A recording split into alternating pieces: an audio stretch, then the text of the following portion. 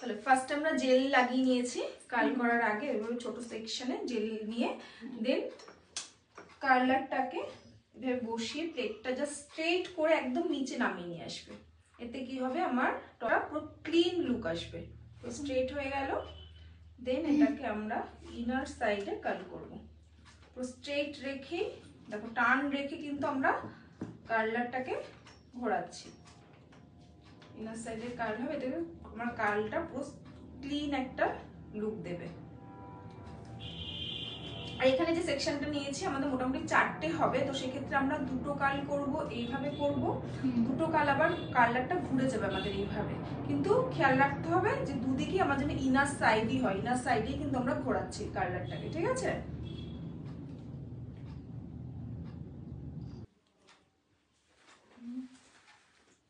পার্লারে অ্যাড হচ্ছে যেমন স্ট্রেটনিং